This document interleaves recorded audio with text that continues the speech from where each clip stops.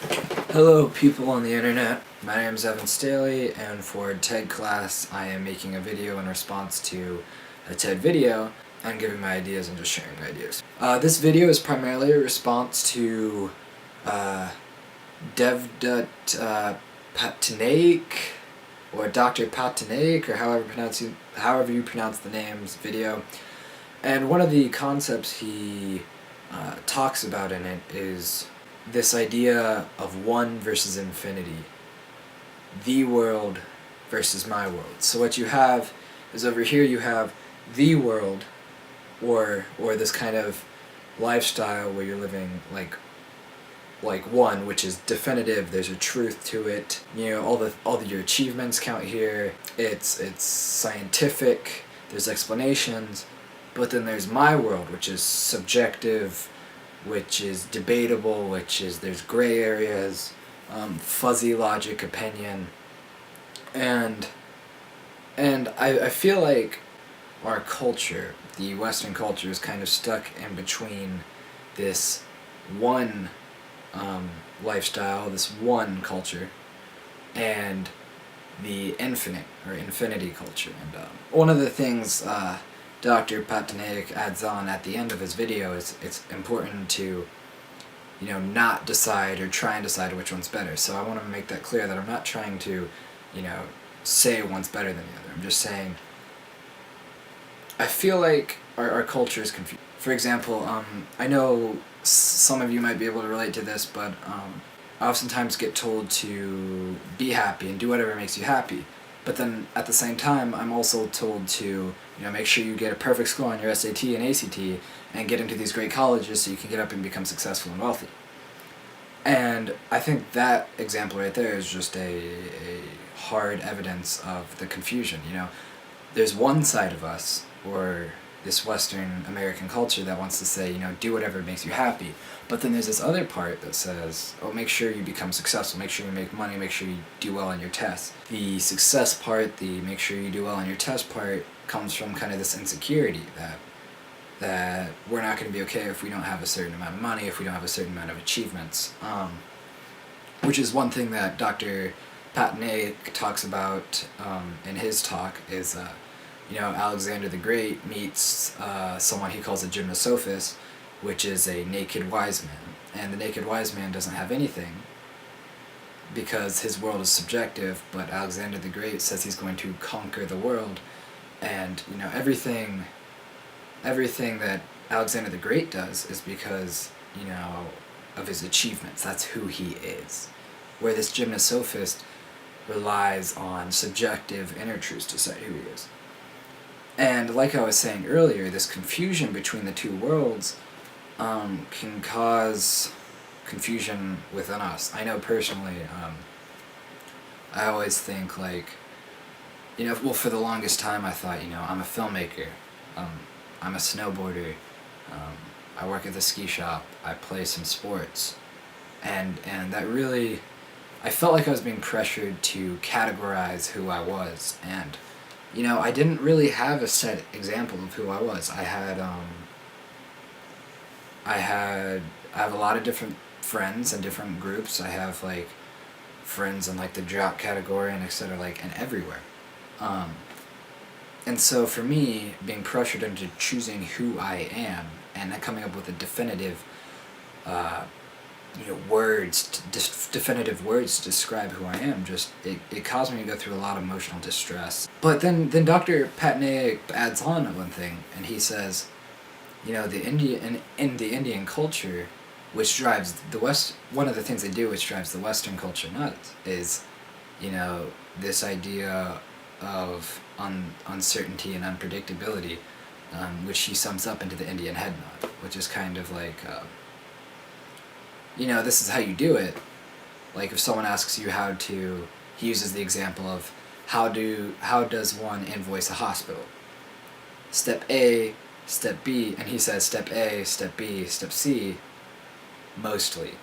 And then that last part is key because there's no one definitive truth. There's multiple truths and subjective truths depending on your own world and what your world, your personal world, relies around. And so, you know, when I was being pressured into describing who I was, and I'm sure some of you have felt this too, is that I wanted to be like, I'm a filmmaker, I'm a snowboarder, I'm an outdoors guy, mostly. Because to me, there's so much more than just that. And, you know, for a while I wasn't sure what it was, and it caused me to go through, you know, like I said earlier, a lot of stress. Because I didn't really know who I was, and I still don't. And I think that's alright. One of the quotes he says is, "It is not about documentation and contract. It is about conversation and faith," which directly applies to, you know, everything I do. I feel like we're a lot of times pressured into doing these set things and making sure we remember. Make sure you get a picture with the family on this vacation. Make sure you know, write in a journal during a trip. Make sure you know, make sure you know how to play the song over and over again so that you can repeat it. A different concept. Where in India there's this concept that, you know, nothing lasts forever. And so they don't expect you to remember. It's not about documentation and contract. It's about conversation and faith. To me, that directly applies to my filmmaking career, which is something that, you know, I've talked a lot about. Is I've wanted to, for the longest time, what I've come to the conclusion is I need to do what makes me happy. And I'm going to be honest, I'm a little bit frustrated because I'm 18 right now, and I know what I want to do, and I've known what I wanted to do since 2nd grade. I'm a storyteller. I love telling stories. It doesn't even have to be film. It can be through anything. It can be at a party and telling a story. Like, that's what really empowers me. None of it feels like work. But the frustrating thing is, because, you know, we've set up all these tests and these achievements that we have to do in order to get to the place we want. I'm 18 and still working on physics. I'm 18 and still in an AP Stats class. I'm 18 and still in a history class, you know. That's not who I am. I'm not a mathematician. I'm not a scientist. I'm a storyteller. But in order to get to the part where, you know, in my life where I learn storytelling and where I learn, you know, what makes me different, what makes me passionate, what makes me true as a human, I have to go through all these hoops and ladders, and to be honest, it's frustrating. I'm getting to the point where I'm just putting aside classes. I'm just setting my homework aside and saying, you know what, this doesn't matter. This is irrelevant. You know, what's really going to help me is working on my craft, is mastering my craft. And, you know, for a while, for most of my schools, I have, you know, a pretty steady GPA, and it's because I've found ways to make them important to me. The classes. I've found ways to make the classes important to me. And that's how I got through it. But there came this point this year, this is my senior year, where I realized, you know, at what point do you have to stop lying to yourself? I mean, what I'm doing is manipulating myself so I study these classes, but they don't mean anything to me.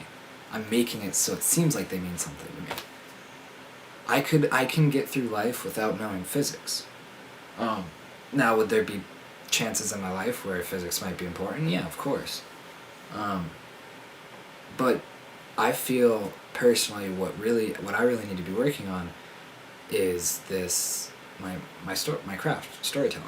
And it's really frustrating to be, you know, held back in this standardized world, kind of.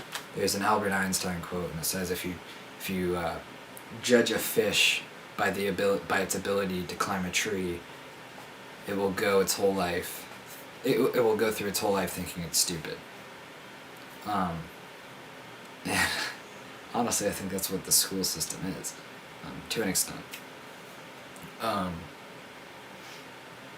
And so by combining this idea of infinity, this idea of this fuzzy logic. There's not a truth. There's not one truth. There's not one meaning. There's only subjective truths and subjective meanings in your world and my world, and how they connect to create our world. By understanding that, I really think that we can get to the root of happiness,